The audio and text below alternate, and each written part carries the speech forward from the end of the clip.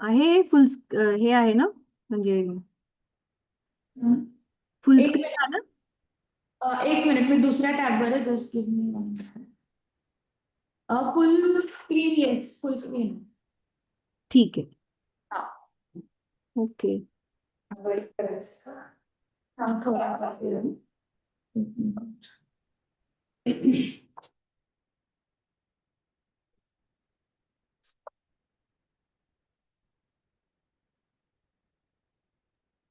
Live streaming already चालू झालंय.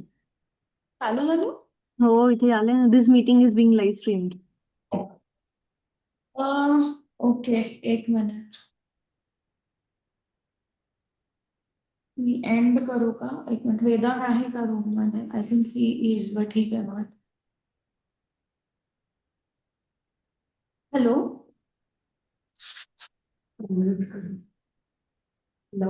वेदांगला unmute करावं लागेल. हॅलो. Yes yes. हां. हा. येस. मिताली बोल. हां. हा, मी आता ना ते कडनं कस्टमाइज केलं, तर आय ते तो आपण स्टार्ट केल्यामुळे ते लाईव्ह स्ट्रीम स्टार्ट झालं. So yes. Ended now and schedule again. No no no no, don't end it. Auto stop जे आहे ना ते डिझेबल कर आत्ता फक्त. ओके. बट ते कुठून here I don't C controls for that. या. नो. तुला ऑटो स्टॉप दिसतंय का तिकडे यूट्यूबच्या लाईव्ह स्ट्रीम कंट्रोलमध्ये? तिथून फक्त ऑफ कर आणि इथून स्टॉप कर आत्ता. आधी आधी ऑटो स्टॉप ऑफ कर. अरे but that is the thing, I don't see that control. एक मिनिट. तुला ती कंट्रोल रूम ची ना, if you just go to that YouTube live stream control room, you will see काय काय म्हणजे जे एलिमेंट्स आहेत त्याचे. सेटिंग्स, एक मिनिट. हा, ऑटो स्टॉप. डिसेबल कर. ऑटो स्टॉप जे तो स्लायडर असेल, तो स्लायडर लेफ्टला येऊ दे. येस, केलं. हां. आणि आता झूममध्ये you can stop the live streaming for now. Okay.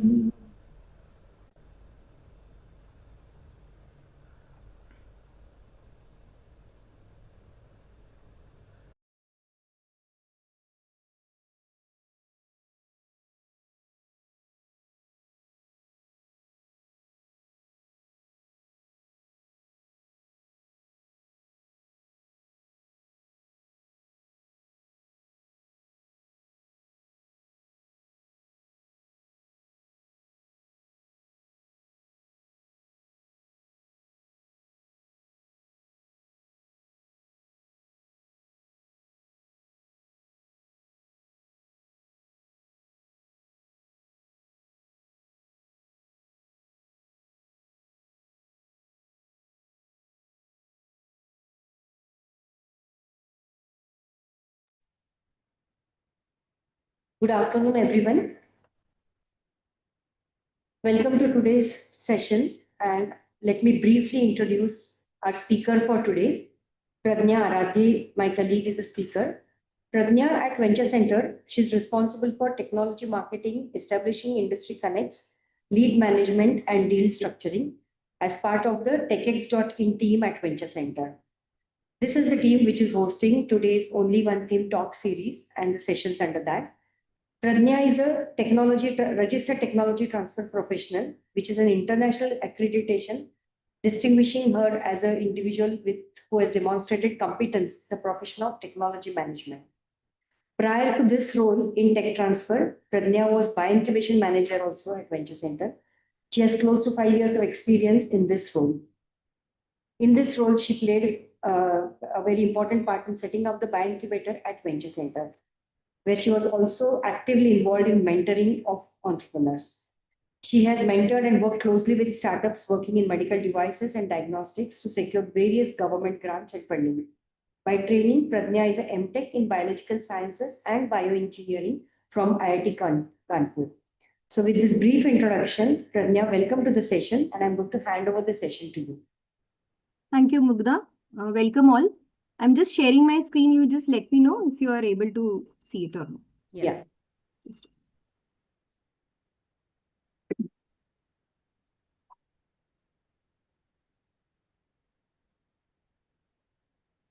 Pradnya is spotlight. Is it visible, Mugdha?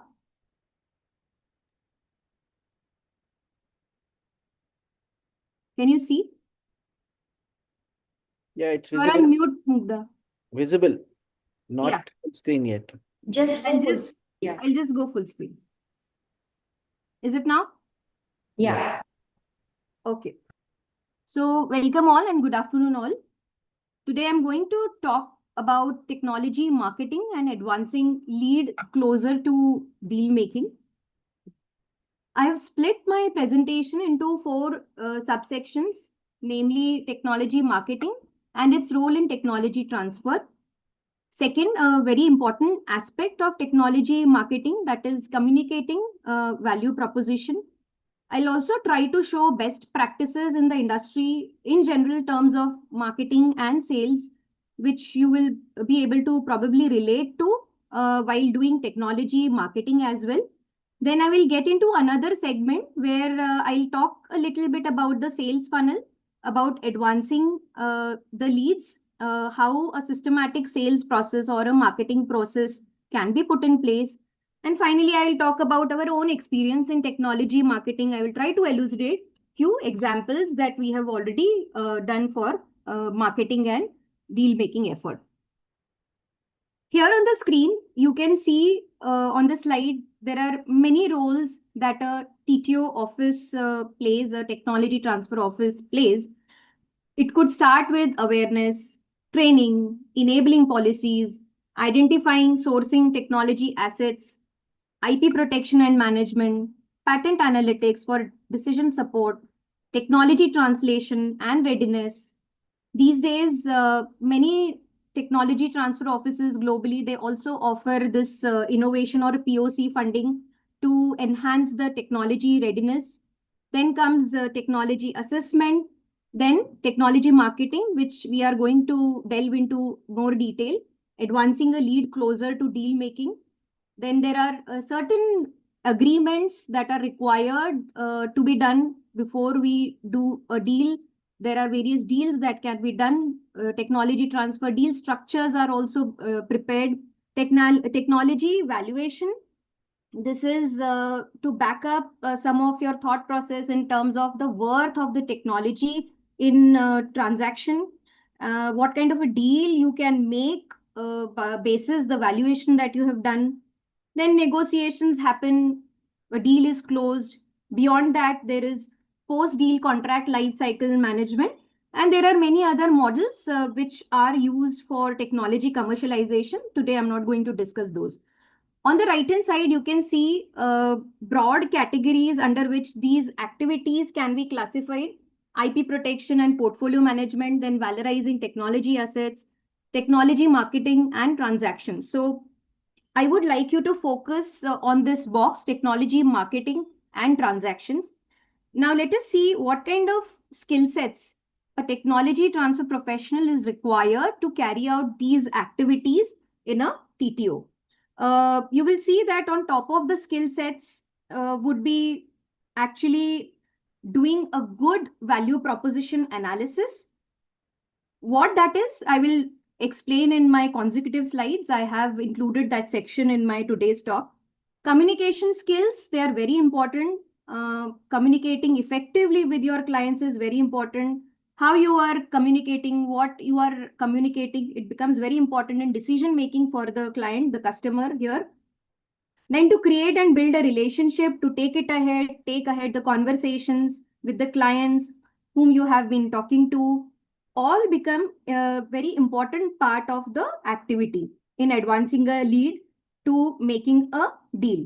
You have to leverage your networks in the industry, in the community, in the mentors network also to bring about a deal and progressing the lead in the sales funnel. Let us first understand what is being transacted in a technology transfer office. There could be many things which a technology transfer office transacts.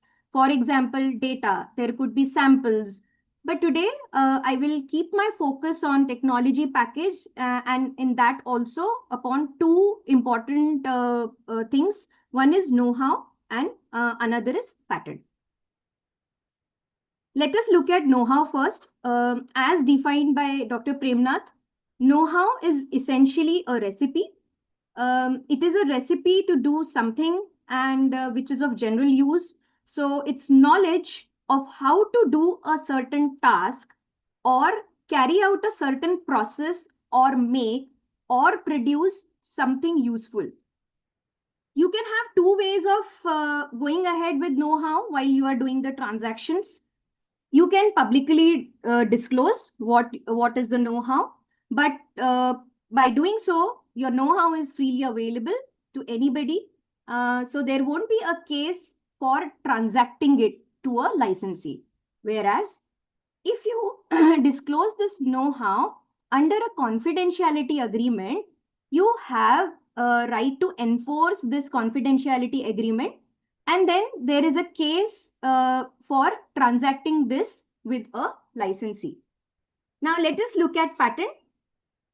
Patent is a right to exclude others from practicing the art disclosed in the patent. So it is actually a right which will exclude others from practicing it, and it is publicly disclosed, but you have protected it under a patent.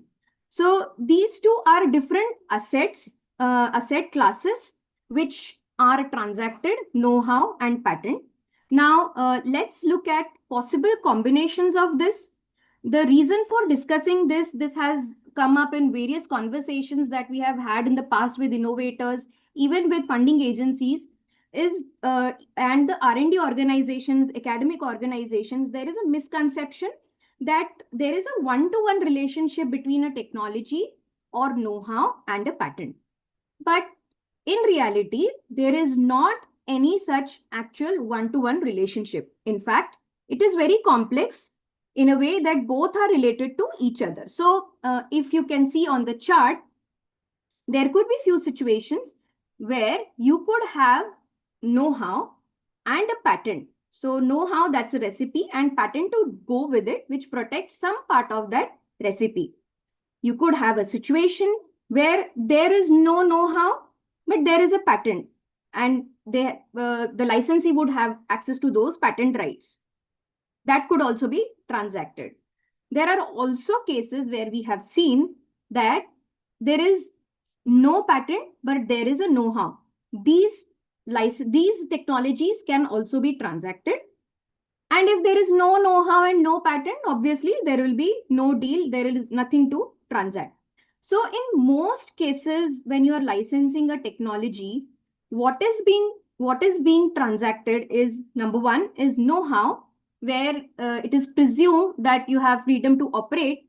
Here, R&D institutes or academic institutes, they never give any assurances to the licensee that you are free to operate, you will not be sued by someone else, and it is assumed that the licensee will go and do the exercise of figuring out whether there is freedom to operate or no. The second one, as we were discussing about the patent, if there is a patent, you have right to exclude others from practicing the art. So there are valid patent rights available with the licensee that gives them a sustainable advantage over other competitive products that are available in the market. And there are few more other things which can be transacted. For example, a licensee can require help in doing scale up, validation studies, while doing or scaling up, while advancing at TRL levels. The licensee can come back and ask for few more things. So there are many things which might be part of a typical transaction that is happening in a tech transfer. So in this process, when you're talking to potential licensees, you will often find that there is different language that an inventor is speaking and something different, altogether different, that industry is speaking about. On the screen, you can see where I have listed out few things which inventors talk about and what the industry talks about. So typically an inventor, if he has invented a process for some chemical, they would talk about how it is different, how it is unique, how it is first of its kind, how it is latest, how it is using contemporary science, what are the features, how it is better than the existing one. Plus, they will also talk about peer recognition. So all these things are talked about by the inventors. Whereas if you look at the industry side, industry, they more or less, they do not care about many of these things which inventors are talking about. What they really are looking for are benefits to them, benefits to the end user to whom they will be offering their final product to. What are the benefits compared to the alternatives or competitive products that are already available in the market? What are the risks involved? Do they have freedom to operate? What is the life of the patent? What are the costs that they will incur in case they want to take up this new process? What will be the overall business impact? So you clearly see that there is a complete mismatch of language that an inventor is speaking and what the industry is wanting. So this is I would say, this is why value proposition and bringing about that value proposition for a technology transfer professional becomes very important. I will give you an example where I will try to elaborate more on the language spoken by the inventor and the industry. Recently, we ran a matchmaker on process innovation in pharma. We ran a technology showcase. So while we were talking to the inventors, we saw that they were very good inventors, scientists. They had very good technologies. They were talking about minimum number of steps that their process is using. It is a continuous flow as opposed to the batch fed or a single batch reaction. Then they were also talking about some atom economy, which is currently being very much talked about for creating sustainable green chemistry products, right? But at the same time, when we went to the industry, we tried to understand from them what are their requirements and how good these are technologies. What they told us about was, what is the lowest raw material cost that this process will be using? Do they have freedom to operate? What is the price of the final product as compared to the landing price, which we get for the imported raw material from China, for example? Now you see there was a complete mismatch in the language because inventors are talking about features and the industry was talking all about the benefits. And it is this translation of language that we refer to as creating a value proposition. Now let's talk about this value proposition. Before that, I would like to make you understand more about few marketing concepts. Marketing is about answering two basic questions. Why buy me and who am I?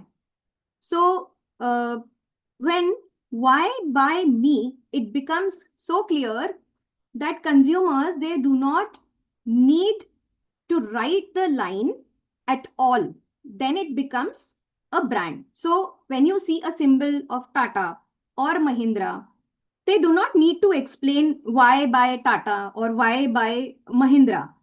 If you go to customer in India and say Tata and Mahindra, you will see, okay, there is a trust. So when you see this logo, you actually equate it with trust, right? So over a period of time, this why buy me, it translates into who am I, right? So I'm not going to focus today on who am I. I would focus more on why buy me. On the left hand side, you can see three circles. We all are aware of these Venn diagrams. In the first circle, it talks about what is it that the customer wants. what is it that you can provide and what is it that the competitors cannot provide. Now you can see there is a very small sweet spot of these circles in the Venn diagram where these are coinciding. Now this is the sweet spot that we have to target. And when you most of the times when you try to write about telling about what is it and what is this sweet spot about, we tell mundane stories, but people don't relate to it. So there are two things that are needed. You have to write it in an extremely clear manner. This I'm talking about value proposition. And it has to be told in a way of a storytelling. People do not remember a formula, feature, or what was the intermediate, or what was the, I would say, continuous flow, batch flow. But what they would remember is the benefits. So how is it that you can craft your value proposition both for the licensee and for the end users in the context of not only the features but the benefits as well? Because finally that is what is being looked at by the industry, the customer, the end user. So what are value propositions? They describe why somebody should buy your product. You have to think about the answer, not from the point of view of a salesperson or a marketing person, but you have to put yourself in the shoes of buyer, the customer, the end user. Why should a customer buy that product? That is the first and most important thought that you should be thinking about. The second, actually, about who is the customer. That is also very important, because we don't want to spray in the dark. We don't want to hunt in the dark. We don't want to struggle to find a customer. So we should be very clear about who our customer is going to be. Who is going to be the likely buyer of our product? Who is going to be the end user? Third is, it does not matter, or it doesn't actually matter if you are launching a Me Too product or a Me Too technology. It must have a competitive advantage, superiority, demonstrated superiority over products that are already in the market, or in case of technology. So these are value propositions, and these can be quantitative and qualitative. By quantitative, you can actually, it can be numerical. You can always tell this is better than that by this much margin, this is higher, this is lower. All these things, they come in the quantitative value propositions. Whereas when you are talking about qualitative value propositions, they are non-numerical, intangible. They are more like, if you are solving live problems, then these people, they will not even ask you to compare your product or how it is better than, how much it is better than the competitor in the market. In my next slide, I will show you how to build customer value proposition. On the screen, you can see two scenarios. One is market pull and one is technology push. I will not be discussing about market pull, because we as technology transfer professionals, we always work on the left-hand side of the invention that is available. And you have an invention, and now you need to find a use case for it. So as described by Dr. Anu Narasimhan in her slides few days ago, what she says is that invention and innovation are different. Invention, it is something that all scientists create in their labs. And when that gets adopted and accepted, then it becomes an innovation. So there is no right or wrong about the answers that you are trying to seek. So example of technology push that I would like to give is, we all are aware of memory foam that we have in our households, right? Memory foam is used in mattresses. Memory foam is used in pillows, shoe insoles. So this technology, memory foam technology, was initially not discovered for household or consumer products, right? It was discovered by NASA during a space research, high-end research.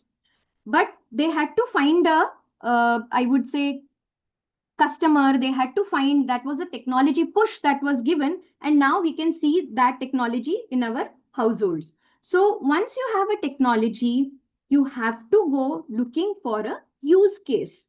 So there are no right and wrong answers, but you have to go to your customers to figure out what is the value proposition for the technology that you have.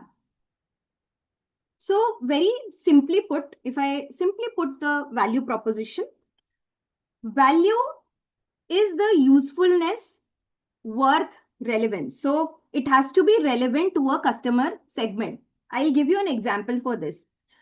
There is a sale going on for an umbrella, and currently that umbrella probably is costing rupees 500, and it's a sunny day. You will not tend to buy that umbrella because you will say, oh, it is very expensive. It is of 500 rupees. I don't require that. It is very tedious to carry everywhere.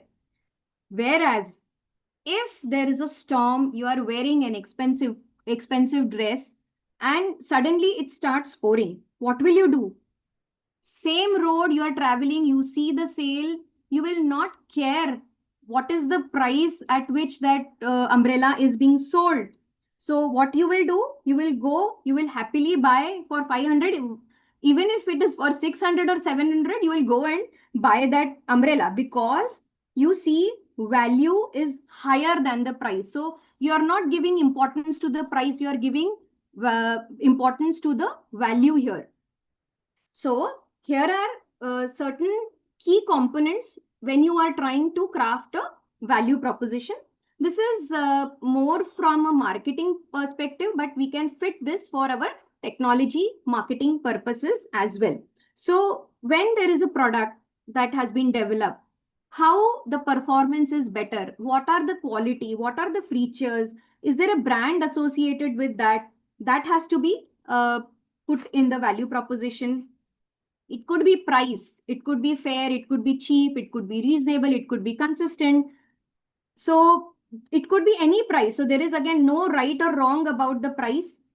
There could be very good technologies which you want to sell for a very cheap price. You should not do that. You should not undersell your product. In fact, price can be the highest value. If people see value in that, they will pay for the price. Just like the umbrella example which I told you. Access and availability.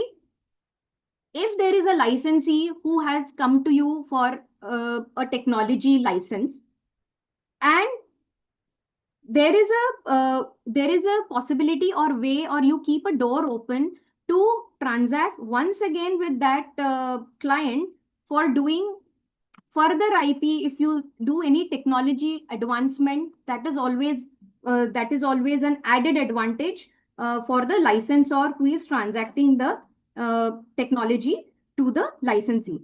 So the another thing could be difference. If in case you are offering a service, there could be some differentiation that could come from your service, ordering, delivery. So there are many platforms these days where they are service oriented.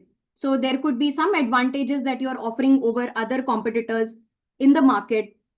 And finally, the experience that you have with your licensee, that also matters. Customer relation matters. Sometimes it so happens that even if the technology is not good, but you have been having a great relationship with that industry, they would consider that technology for uptake. So let me take few examples which our team did for bringing about value proposition. Again, I will talk about what inventor told us what industry was wanting. So I'm taking an example for a medication for migraine. Inventor came to us and he mentioned that they have developed a new drug for migraine. It is a plant-based natural extract. It can be formulated as a nasal spray. It is having a low cost of production. Now, these were the things which the inventor thought that is showing value to the product that they are trying to license out. Now, let us see what industry wants. So the potential licensee in their case could be a pharma company. Now, what they would be looking at, what this pharma company, if they want to license this product, this technology, what will they see a value in, or on what parameters are they going to judge this technology? Let's look at it in detail. They would first try to understand what is the efficacy of this formulation as compared to the alternatives that are already available. They would also think of it in two different ways, like, is it for prevention? That means if, for example, if a person sprays it in the morning and whole day he will not have any migraine attack. Another use case could be somebody is already under migraine pain, and if that person uses it, the pain is gone, or it is managed or made bearable. So there could be various ways of doing it. Why this formulation could be working that way? It need to act faster or slower. So uh, basically, there could be two ways this pharma company could be looking at. Now, all these kind of questions that pharma company is asking, there will be questions related to safety. Obviously, they want to launch a product in the market. They have to be very sure about the safety profile of the new formulation. What could be the side effects? What could be the contraindications? Can a diabetic take this medication? Can a cardiovascular disease person can take this medication without any contraindications? Will they have freedom to operate? So these are the questions which a inventor may not have thought about, or they may not have asked while doing this invention, right? So this pharma company, they would be also interested in, is there a patent? What is the strength of that patent? What is the life of it? How much life is remaining? How old is that patent? Do they have enough time to make money if they invest in this patent? Then what are the potential financial upsides of this entire formulation? What is the investment? So all these questions will be asked by the pharma company, whereas the inventors may not have thought about all these questions while doing their invention. So in this particular case, what we found out that uh, currently, there are these CGRP antagonists which reduce the vasodilation. That means the vessel dilation of it is getting reduced. And that, by the expansion of it, is one of the causes of migraine. And that is a preferred route. So people were looking for specifically molecules which can do this and not other mechanisms to mitigate migraine. Therefore, if as a technology transfer professional, you are aware of this, you could position it with a licensee and you can prove your advantageous position over the existing products in the market. Now, all this thing would require a deeper understanding of the subject. You have to deep dive into it, and you have to put yourself in the customer's shoes, and something that technology transfer professionals are required to do. You may also have to talk to the experts in the field to understand the science or the formulation better. So this is an example of communicating value proposition by a technology transfer professional, which I think most of you must be aware of. Technology briefs. Technology briefs carry information about the technology, what is the advantage that it is offering, what is the problem being addressed. In the center, you can see a technology brief from MIT Technology Licensing Office, and you can see a segment on advantages. On the left hand side, you can see technology brief developed by our own team. That also carries information on the technology offering. So though these technology advantages or offering or value proposition, they seem very small. This is a very small list that you can see. But you must understand that a considerable background work and research goes into bringing about these advantages and put it in a tech brief. It has to be very precise and to the point, right? So on the right hand side, this is a tech spotlight that we usually develop for posting it on social media. That's done by TechX. Now let me move to the next segment, which is about generating leads and progressing the sales funnel. So I'll start with very basic concepts about how a sales funnel is worked by people in marketing and sales. So this is a typical workflow of a sales funnel. Again, it starts with target customers. As I mentioned, customers, your target customers, identifying them is very, very important. And after you do that, maybe you generate a list of 50 to 60 industries during lead generation. And when I say lead, it is not just a name of the company. It includes a person, right person, senior person, decision maker in the company who can be reached out to in case you want to market your technology. So lead generation, it is not as simple as writing or putting, contacts in an Excel sheet and what you have found about the companies. But lead nurturing is also required. Lead nurturing takes a lot of time. We need to understand what are the challenges that their companies are facing, right? What are those challenges which can be addressed by the technology that you are offering to these people? So that becomes very important, and that could fit well with their company goals and their vision. So you have to nurture these leads for a long time. And then deal closure happens. This we all are aware. Then comes account farming. This is a typical marketing lingo. So account farming means you have to basically nurture this account that you have developed. You have to water it, you have to grow, you have to process. So you have to basically fertilize this account.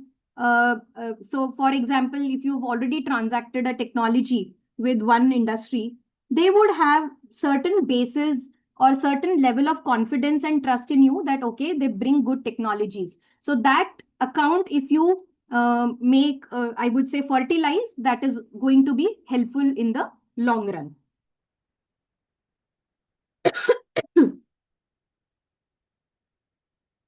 So at any given point of time, you must be aware where your technology is progressing in this sales funnel.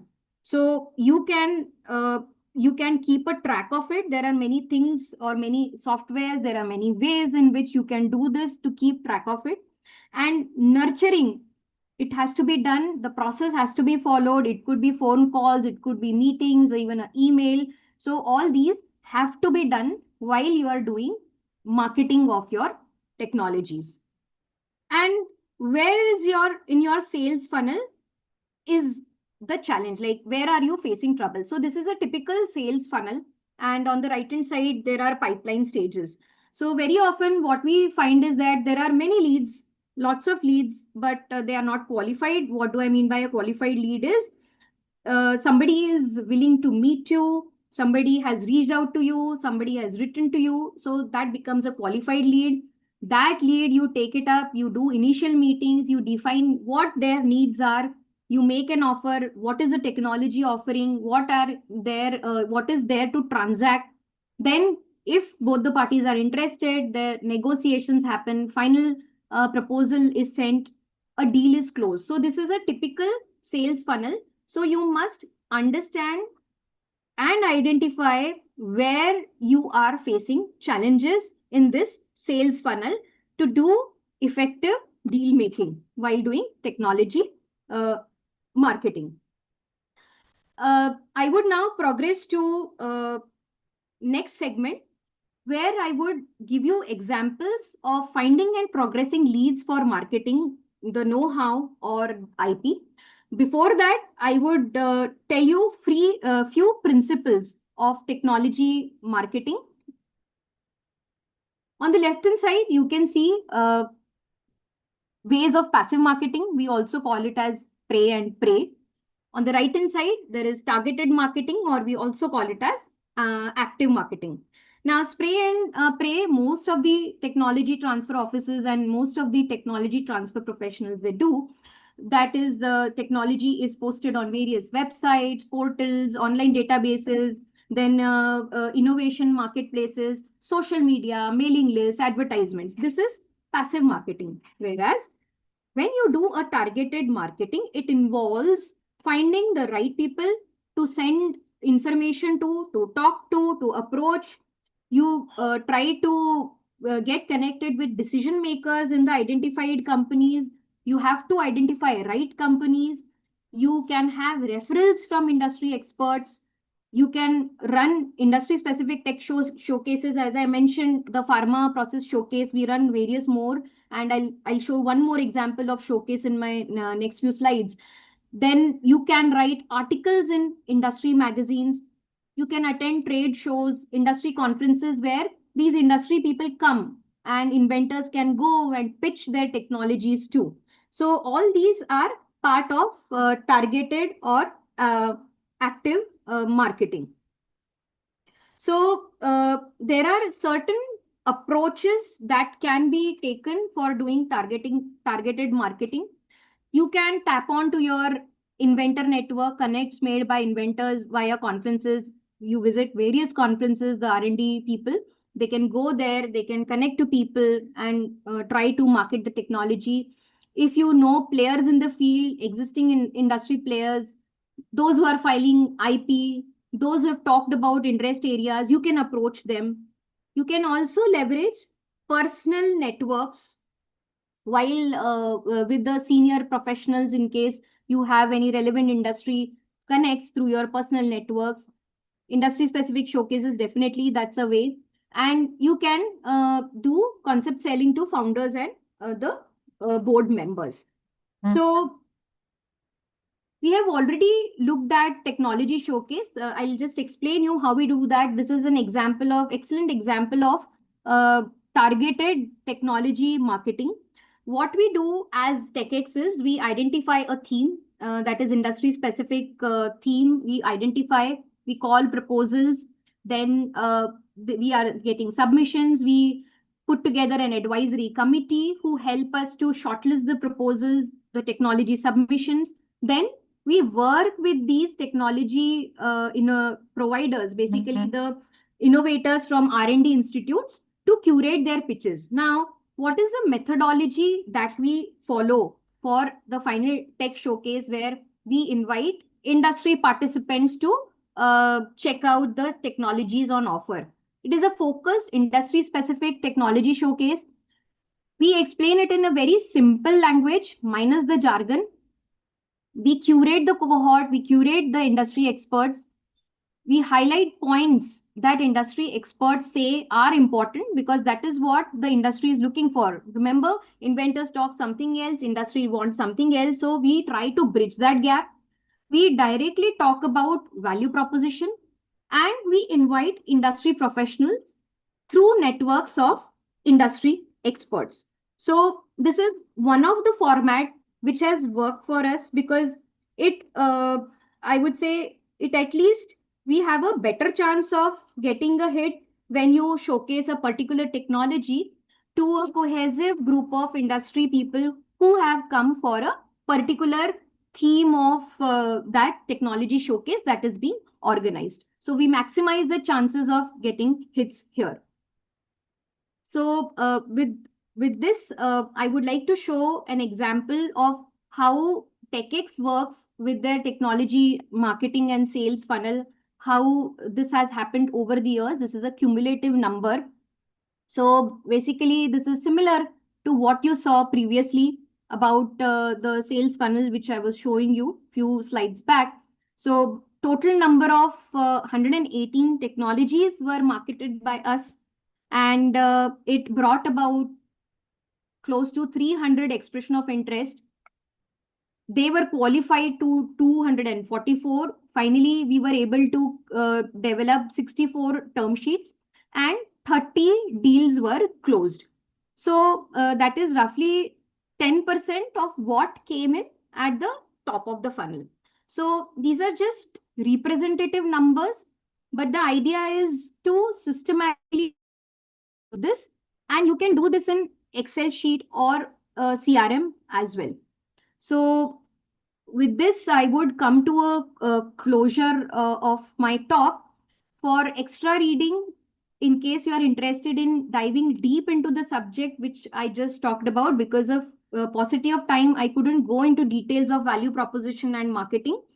Go to this website, TT Online Manual. This is an extensive resource that we have developed. You can find sections dedicated to technology, marketing, leads, and whatever I talked about today. You can also check out and download TTO handbook, which we have developed with Unido. These are the links. So we will circulate these PPTs with you, and you can access these whenever you want to read more about the subject. With this, thank you for your attention. If there are any questions, I would be happy to answer those.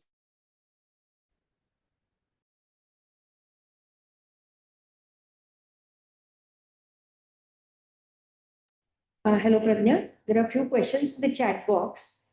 One thing is about, there was one question. Would you advise highlighting the inventors and their area of expertise in the technology brief? We don't usually do that. But yes, definitely when we are doing this technology showcase format events, we make it a point to show the expertise of the inventors, because at that time we are getting one-on-one attention of the industry, and many a times they are looking for capabilities of the scientists. But it may not be a good idea to put it in the tech brief, because that tech brief is very specific for a technology, and you are trying to offer value there to your customer. Okay, yeah, there's Can one you more. allow, there was a hand up in between of somebody, I think. Right now, I can't see. Do you remember the name? You can Mohammed unmute. Shazib. Sorry? He wants Mohammed Shazib. If he wants to ask a question, he can ask. Till that time, I can take up more questions from the chat box. I can read those. Yeah. Do we have the breakup of focus area innovation field, which ended with tech transfer closure out of total 30 success we have? So I think Rajneesh wants to understand what were the areas in which we were successful. So they were very diverse. They were from engineering side, they were from biotechnology side, they were from chemistry side. So we cannot pinpoint a particular focus or innovation area. And just for your information, TechX is sector agnostic when we are doing technology transfer or any other service for that matter. What was the price range for the technology sales made by VC? Sorry, that's confidential. We cannot disclose those. How did it compare? Again, I cannot comment on that. At what TRL level does industry approach you? So see, there is no fixed TRL at which industry approaches. We have had transactions at a very early TRL as well. We have transacted at a know-how level also. So it really depends on what value does that industry see in your offering. So as far as my comment is concerned, TRL really does not matter while you are transacting a technology or a know-how. Can I add there, Pragnya, Yes, sir. that Yeah. if there's you can understand that if somebody is just looking for a technology which is all ready and they just want to only do the business side of it and not advance it any further, typically in very mature markets, that is where people may look for things at late TRLs. But if you're looking for breakthrough technology, most people will not wait for TRLs to mature. They would rather take it early and develop it themselves, right? It also depends upon the maturity levels of the licensee. In the sense, a licensee, if they have internal capabilities and they are innovative themselves, they are likely to come early. if they are not innovative themselves, but are just relying on innovation outside their organization, then they're likely to come later, okay, in the TRL levels. So it can go either way, right? So that's what it is, right? Okay. I just this question he had asked, and he says he doesn't have a mic, so I'll just read it out for you, Pragna. Hmm? Yeah. Um, Hi, we are Micromote, developing AI-powered wireless sensors for predictive maintenance in manufacturing. While our technology is strong, we struggle to communicate its value in simple terms to factory managers. How do we translate complex technical features like on-edge AI and nine-axis vibration sensing into compelling value propositions that resonate with non-technical industrial buyers focused on ROI and downtime reduction?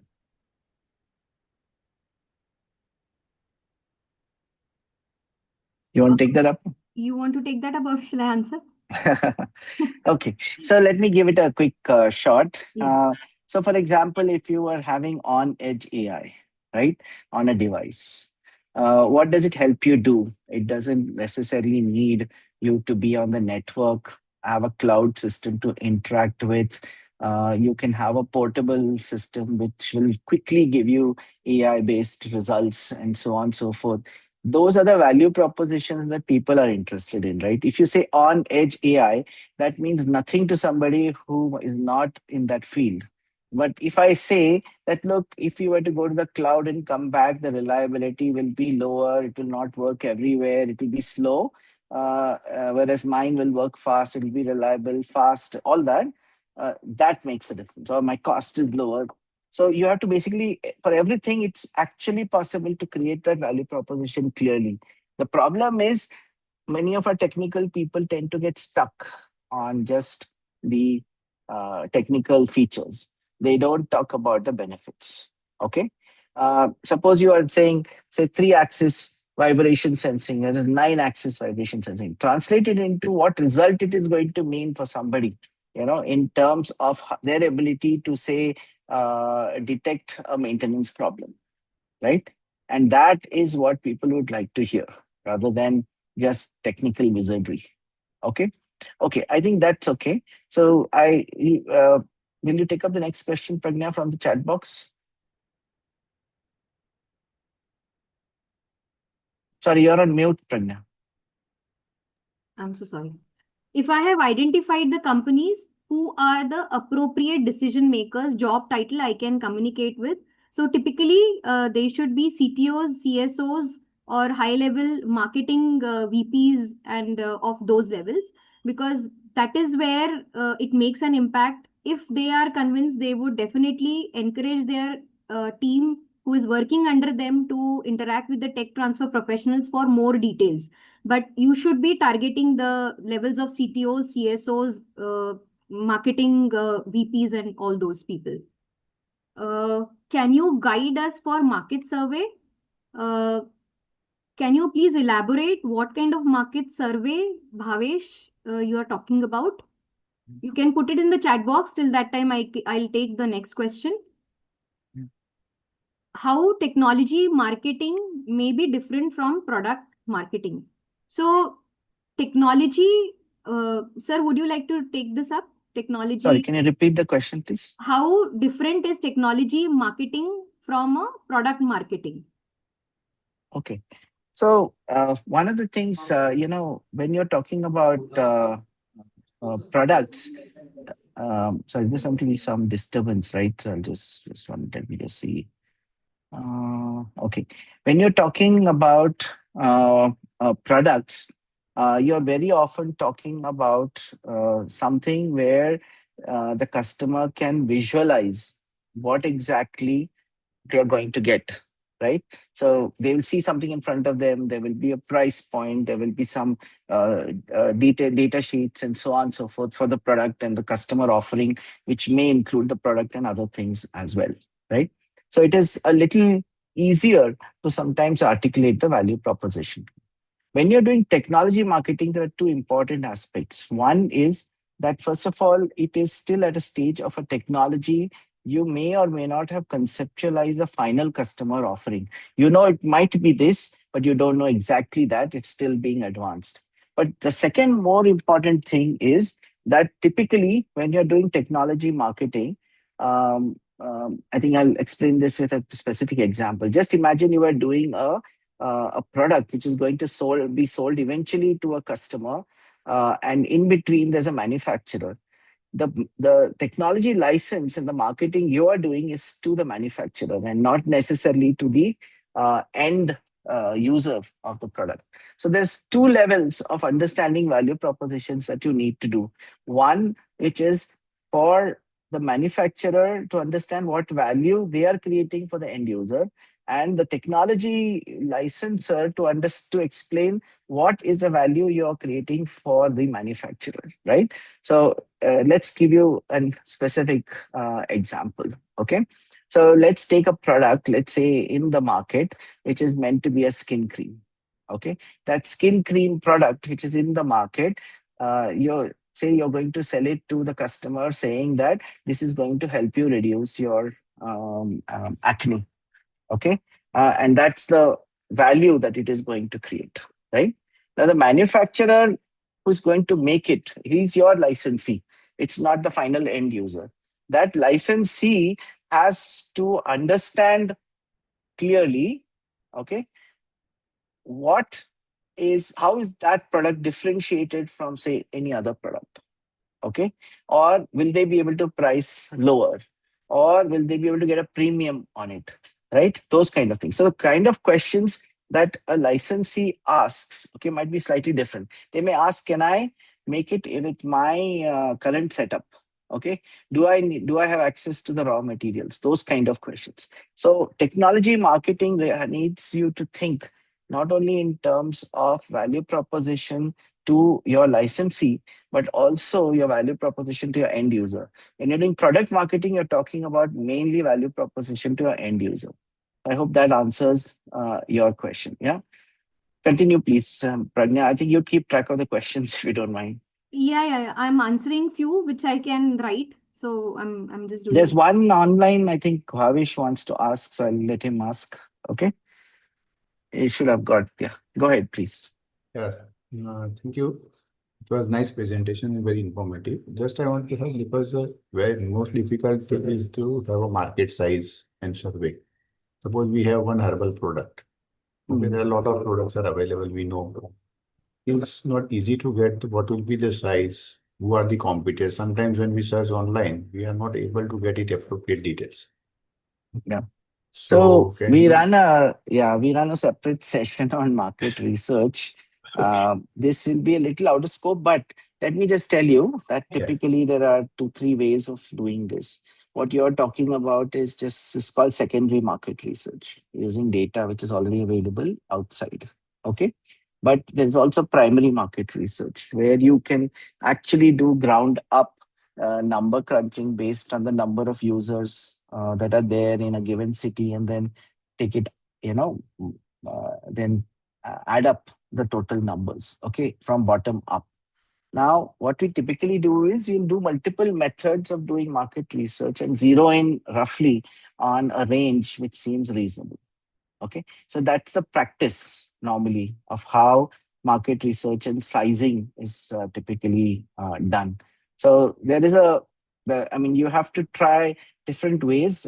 Sometimes the car data is not available. Sometimes the data is too expensive. Sometimes you have to do it ground up. So many of our startup founders would actually end up doing eventually ground up data by looking at, say, how many such, say, suppose the surgical product, how many surgeries happen in Pune every year of this kind? How many would they use it? And then in Pune, if this is happening, how many such cities are there? And so on and so forth. And then multiply it higher up. And later you add up and see total, does it tally or not? Okay. I hope that answers your question. Okay.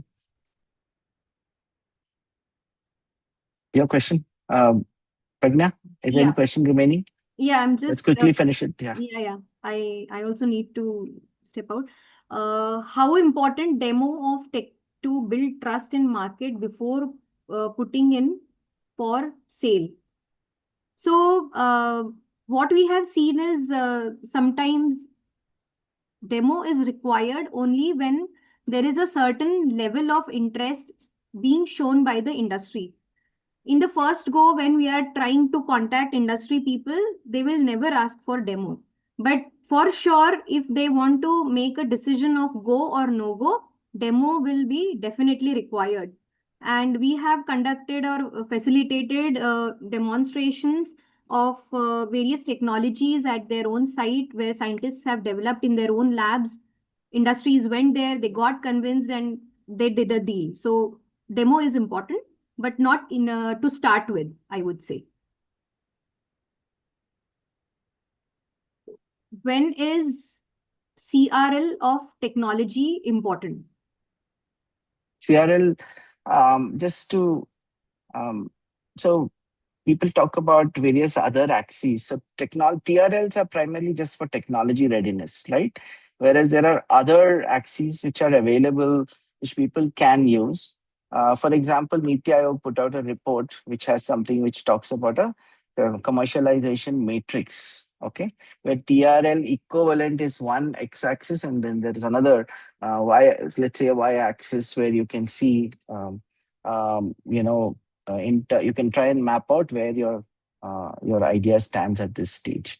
Just to give you a little bit of an example, you just think about it. If you're developing a technology and only focusing on technology level, readiness level, you might just say, oh, that this has scaled up to 100 kilos now, and so on and so forth, and just look at one way of it progressing further. But what if the technology, no, I mean, the whatever you're trying to produce, nobody wants, right? So you need to also verify whether the value proposition is right, whether you have verified your claims in terms of the claims you're making in terms of value for the customer, and so on and so forth. So that constitutes the rest of the axis in many ways, right? So there's another one which also we have mentioned. So there's something called a TTO manual and technology handbook, TTO office handbook we have put out. Maybe Pragna, you can put out the link, right? Where Yeah. we have talked about another one which relates to adoption readiness levels as well. So which some of you might be interested in I'll just looking at. But all this is okay for you to guide you in the broad direction you need to take your project. But please don't use it for too much more than that. There is no equation, no relationship between commercialization and, like, you can't say that if you reach this level, it will get commercialized. There's no such. Okay. And so overdoing it is a waste of time. Please don't do that, right? But it's a general guide on what you could be doing in each technology sector in terms of advancing it further. But it should not be used blindly and for everything carelessly, right?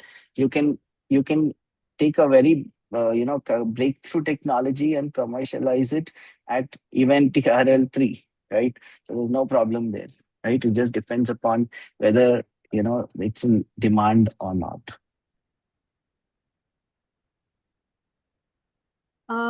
There is one more question. I think I would take that question and we'll stop. If you have more questions, please send me an email. I will answer I all. think our team has also put out the feedback form, so please fill that up as well. Okay.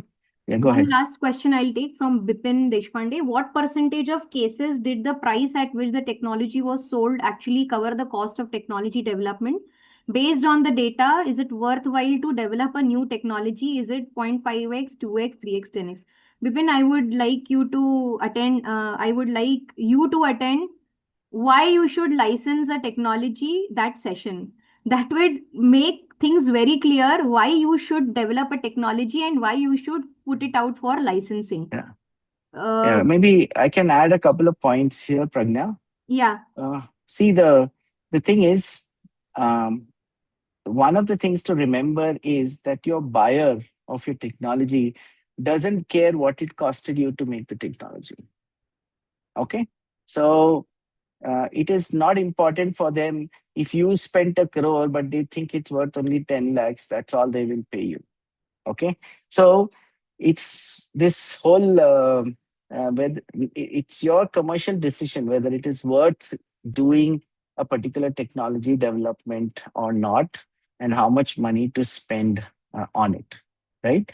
There are many situations where people invest more than what they can get for various other reasons, because it creates collateral technologies, it creates collateral benefits. So, for example, academic institutions invariably end up spending overall more, but then you do train people, right? You create facilities, you do so many other things in not for profits of that kind. When you're a private entity or an entrepreneur, you have to think twice about how you want to spend it, because you have to worry about what are the collateral advantages you're getting when you're doing invention activities. But that said, overall, you know, even Stanford would probably make money only on 5 out of every 100 inventions. Okay, so they do lose money on others.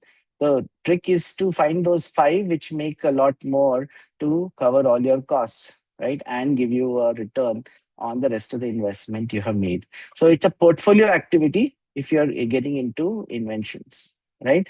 You should not think that the one invention you build will be successful, although that's what every inventor likes to think. But that's one thing which you have to be very careful about as well. Sorry, Pradnya, I think you have to head for a meeting, I think. So Yeah. probably we'll have to Uh, close here. Yeah, I would be happy to answer on email. So Mugdha has put out my email. Please do send your queries. I will try to answer all those. Thank you so much for patient listening. Yeah, thank you, Pradnya, for joining. And let me announce the next session. Please note, this is not coming up on a Tuesday, but we are changing it to just for this session. It will happen on Friday, the 27th of February, and at 11 o'clock in the morning, and not at 4 o'clock. We will be sending you emails and WhatsApp messages. But this is a very interesting session on IP strategy and M&A planning for global strategic partnerships in life sciences. And our expert speaker for the day is Dr. Madhuri Roy. She's a partner at Cooley LLP, which is one of the top US-based law firms specializing in deep technologies. So please do not miss this session. It's on a different date and day and time than the usual. It is Friday, 27th of February at 11 o'clock in the morning. So please do attend this session. Thank you so much for joining. And once more, a reminder, please do give your feedback before leaving this session.